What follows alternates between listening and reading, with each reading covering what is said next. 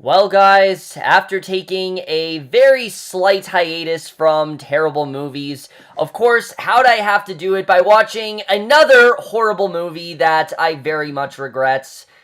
But hey, guys, it's Kevin again, here to do another epic rant, of course. Like I said, after The Greasy Strangler, I just couldn't take it. I needed a break from bad movies because after you watch certain movies, I couldn't take it. I really couldn't. I needed to take a long hiatus, and it was like a week. I figured like I might as well because the year's coming to a close. I gotta make my worst list soon. I gotta watch more shit movies. I didn't plan on watching this. I didn't plan on it being this bad, but I still thought I should probably watch some terrible movies so I have as accurate a worst list as possible.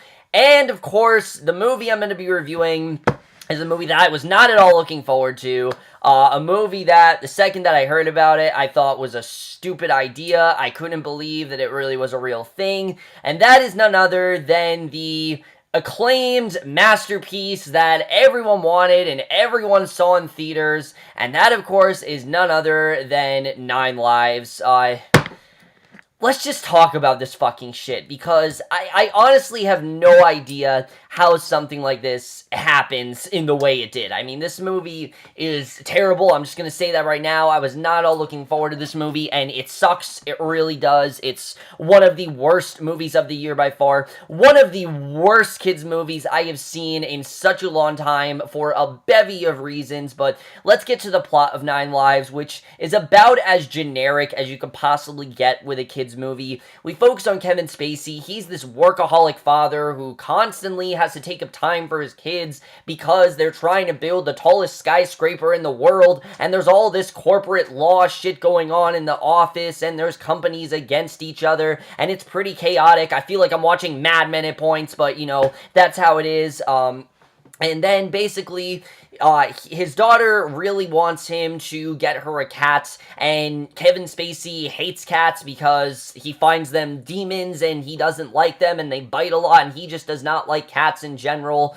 But whatever, you know, he wants to connect with his daughter, so he's gonna get her the fucking cat, and while he's getting her the cat, there's a horrible electrical storm that goes on that leaves him in a coma, but he's actually not in a coma. His body actually goes into the cat, and for the rest of the movie, he's inside this cat trying to reconnect with his family, and now we have our plot, and that's this entire movie. The entire movie is him trying to reconnect with his family. It's fucking stupid. It's really dumb, and hilarity ensues, I guess, but let's just get into this because I really do want to talk about how bad this movie really is. Let's get to the acting, because on a lesser film, if this was a direct-to-DVD film with really not known actors, I really wouldn't care. I'd say, alright, these are actors that clearly are just trying to make people laugh. They're just not taking this too seriously. They're not really trying to make this anything more than what it is. But these actors do! Every single one of these actors takes this so deathly seriously that it's horrible. I mean, it's horrible to watch. And I have no idea why any of them needed this. I mean, Kevin Spacey certainly does not need this movie. He is House of Cards right now, one of the most successful and most watched shows on TV. He does not need anything with this, and his character of Tom Brand, he's taking so deathly seriously. I mean, like I said, there were times where I honestly felt I was watching, whatever the fuck his name is from House of Cards. I don't know, I don't watch the show, so I can't think of his name, but I felt like I was watching him at points, and his character is about as annoying as one could get. You know, he's this business tycoon, he's the owner of, he's the owner of this company called Firebrand. Like I said, he's trying to make like the tallest skyscraper in the world. He gives all these motivational speeches throughout the movie, and like I said, he constantly hates cats, and right off the bat, you have a character that's very hard to like, and one that we've seen a million times before, and this character isn't anything different. He's just a workaholic father. But then when he turns into the cat, the movie gets so much worse, honestly. I can't believe that Kevin Spacey agreed to read this dialogue. I can't believe that he actually agreed to do this sort of thing. You're better than this, Kevin Spacey. You've done some incredible stuff. Usual Suspects, American Beauty, House of Cards. I mean, so many things. Seven. I mean, so many great things to name. Why in the world would you try to do this? I mean, I get it that he maybe wanted to do something a little bit different because he wanted to cater to kids, but this movie really doesn't do that, and we're gonna get into that, but his character in general is just really unlikable. Kevin Spacey, I get that he's trying. I'm not going to fault him for that, but why? Why would you try in something like this, honestly? It's such a dumb concept. Just have fun with it, and the fact he took it so deathly seriously right off the bat is one of my hugest problems with the movie. Jennifer Garner is whatever in this movie. I suppose she's the least worst out of everyone, but that's just because she's not that bad. She still was pretty bad, though. I mean, she's constantly demanding Tom to do things, and she's really annoying. I just didn't really like her that much at all. There's a subplot where she thinks she's having an affair and things like that. It was just really dumb. Robbie Amell in this movie, I like Robbie Amell. I really do. I think that he's shown in both The Flash and The Tomorrow People that he can be a really good actor, and I don't know, again, why. Even The X-Files, I thought he was a pretty good character. I know a lot of people didn't like him on that, but I actually liked him. I thought he was a pretty good character there. So I don't know why he'd settle for something like this. I mean, this character, again, he's taking it so deathly seriously. Like I said, I felt like I was watching Mad Men. I really did. I felt like I was watching an episode of Mad Men or *Halt and Catch Fire* or one of those lawyer legal shows, but the thing is, that's what those shows require. A kid's movie does not require that kind of thing, and the direction this character goes is so ridiculous and so dumb, and we're gonna get into that ending, because oh my god, the direction this character goes is so dumb. But Robbie Amell was really bad here. Cheryl Hines is so annoying throughout this entire movie as Madison, who's the ex-wife of Tom, who has this daughter who claims to be his daughter's friend when she constantly torments her. I mean, there's literally a scene where his daughter is crying. I'm not even making this up. She's crying, and literally, the way that she's gonna be a great friend to her is by going to her Facebook, posting a picture saying "cry baby." That way guys will feel sympathy for her and they'll try to come to her aid when she could have just came to her aid on her own. And the movie feels that this is a good thing that a friend could do. It's so dumb. I don't know why they thought of doing that in the movie. It adds this whole other ridiculous layer to the film that I don't understand. And Malina Weissman, I suppose, is okay. I will definitely say that. His daughter, Rebecca Brand, I didn't think she was terrible. She actually seemed like one of the ones who was actually okay in the movie, but she could be a really good actress. But in this, I mean, it's just ridiculous. It really is dumb. The whole movie, you can tell that she's hurting from what her dad did to her. She's treating it like her dad's dead when he's literally in a coma. I mean, it's stupid. It really is dumb. I really did not like her character. Christopher Walken, I mean, when is this guy gonna do something good? He hasn't done a good movie since 2011 when he did Seven Psychopaths. He hasn't done a good movie since then. And it really sucks. Christopher Walken is a very talented dude. He could be doing some really good stuff, but instead he settles for this bullshit, and I just don't understand it. This character of Felix, or I'm gonna call him Jesus, actually, because literally he has the ability to control the weather in the movie. Not even joking, there's a scene where it is complete daylight, and there's not a cloud in the sky, it's completely sunny, it's like day and everything, it's fine. Then all of a sudden, the second that Tom leaves the pet store, somehow Felix has this like mental ability to make it rain, and it's absurd. It really is. This movie literally wants me to believe that Felix is Jesus. So I'm not even gonna call him Felix, I'm gonna call him Jesus, because that's what he's saying he is, and it's ridiculous. It really is. I thought Christopher Walken was pretty bad here. Mark Consuelos as well is supposed to be like the big, like, top manager in this movie who's like really cocky and all this shit. We've seen this character 10 million times. Again, not really that great. Everyone's pretty bad in this movie. Everyone's taking it so deathly seriously. But now let's get to what I really want to talk about, the directing and the writing, because Barry Sonnenfeld directed this movie, who, as we know, directed Men in Black and all kinds of kids' movies, and he should know what kind of audience he's catering to. When you're this far in your career, and you've done pretty much kids' movies for most of your, directing career, and most of your credits are for kids' movies, you should know what kind of audience you're catering to. So it's really fucking weird when half of this movie doesn't feel like a kids' movie. It really doesn't at all. The tone is so jumbled throughout this movie. Really, this movie feels like two different movies. There's the movie with Kevin Spacey getting trapped inside a cat, and all of these unhilarious things ensue. Maybe they're funny if you're like 2, but they're not really funny at all. With the cat drinking beer, the cat pissing on the floor, the cat struggling to write a note. I mean, all this ridiculous stuff that's not funny at all. And then there's this whole other layer that involves, I'd say, like 5 or 6 board meetings that are just so uninteresting. I mean, these board meetings could not be more uninteresting. There's nothing happening here. And again, this is a kid's movie. If this wasn't a kid's movie, I wouldn't give a shit. I'd say, okay, it's that kind of movie. If this was something like, say, Law and Order the movie, then I'd understand that. This is a fucking movie about a guy turning into a cat. You really don't have to take it all that seriously. I'm not quite sure why they go in the direction they go with this movie. My only reason to believe is that Barry Sonnenfeld didn't have full direction here, because that's what it seemed like to me. It seemed like someone else was telling him, no, we gotta make this kind of movie, and Barry Sonnenfeld wanted to make this other kind of movie, and it just doesn't make any sense at all. But the writing is another story, because the writing in here, there are some truly horrible lines in this movie. Really, there are some terrible lines.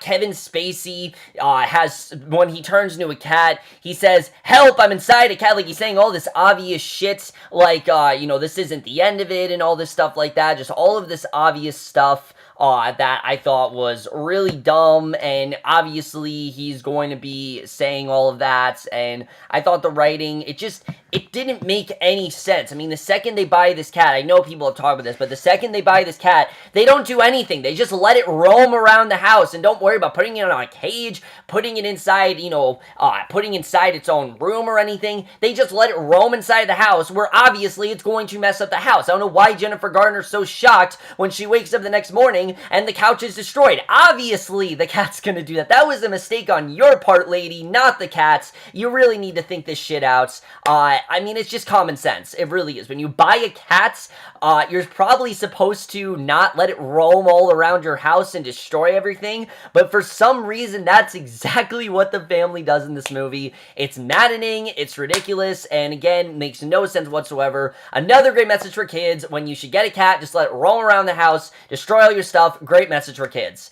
That's definitely a great message for kids. The humor in this movie is so bad.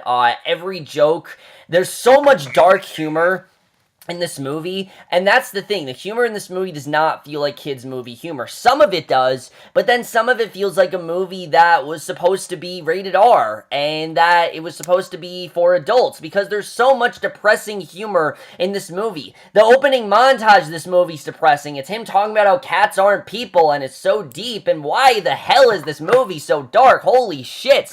I don't understand why they decided to go in that direction with this movie. It's melodramatic as hell, and oh my god, the ending. I can't wait to talk to you guys about how stupid the ending is. But before we get into that, let's get into the cinematography here, because,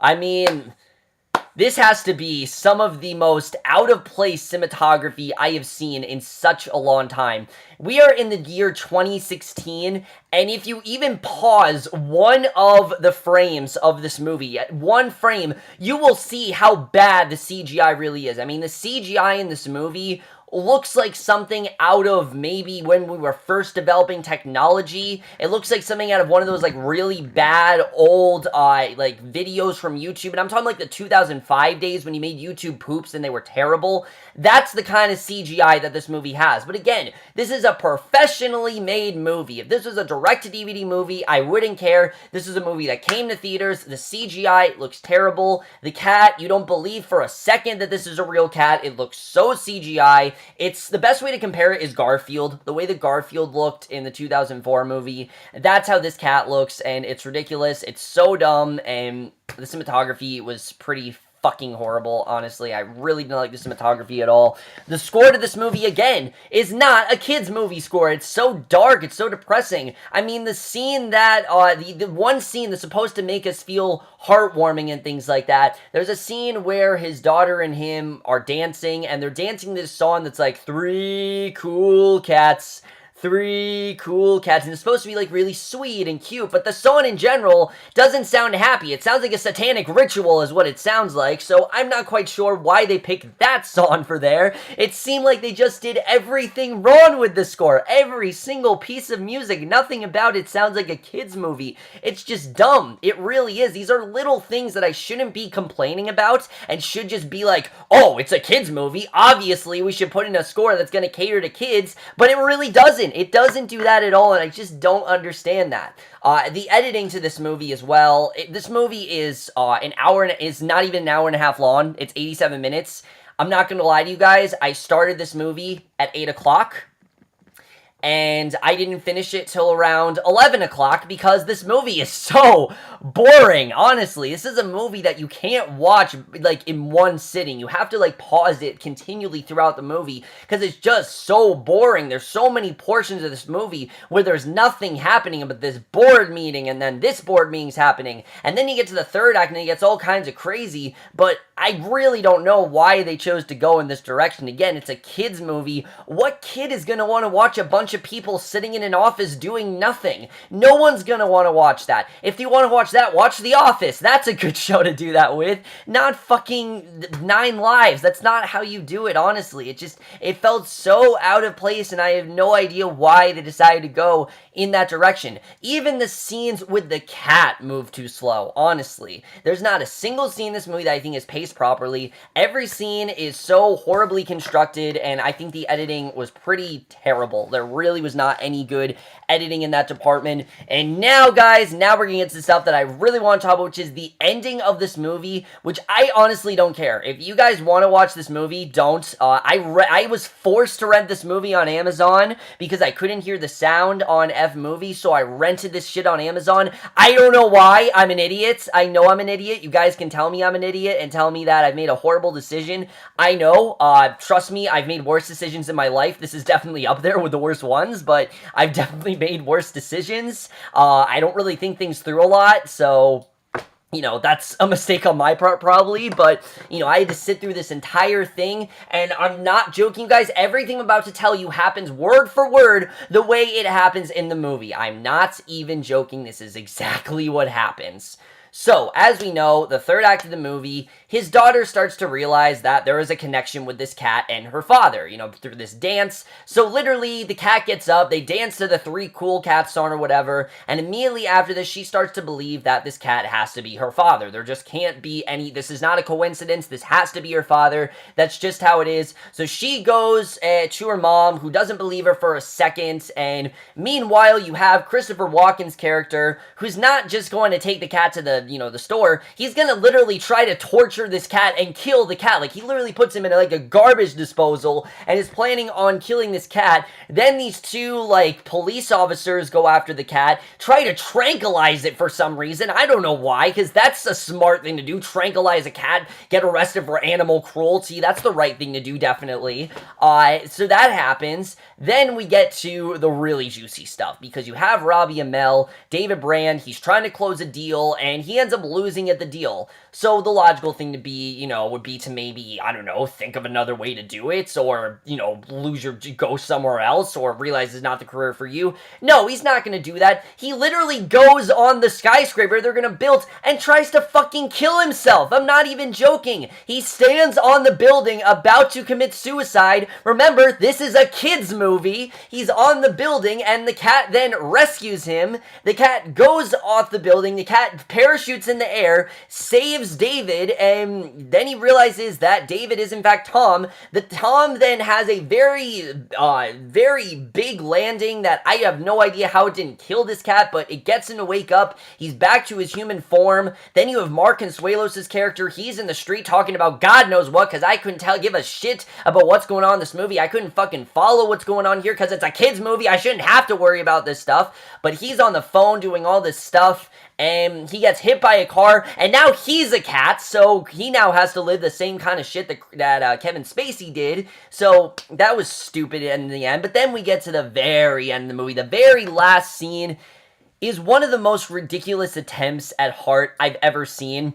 because Tom and his daughter, now that Tom has reconnected with his daughter, they go back, he's gonna get her the cats, and it's literally the same exact cat that Tom turned into. And get this, not only is the cat gonna be their cat, the cat wants to be them because it's on its last life, and it wants to spend its last life with them, and that is the way the movie ends. Fuck this piece of shit, honestly. I'm not joking. That is everything that happens at the end of this movie. I was shocked too. I can't believe they went in some of the directions they did here. I mean, again, this is a kid's movie. Look, Norm of the North, as bad as it was, and as horribly done for kids that is, and as much as I don't want you guys to see that, even that tried to cater to kids. It did a horrible job, and I think it over-catered to kids, but it still knew that this is a kids movie and tried to be a kids movie throughout the whole thing. This is not how you cater to kids. This is one of the most depressing films that any kid will get so bored by, and you're probably not going to make it to that third act. This is not at all a movie that I recommend anyone to see.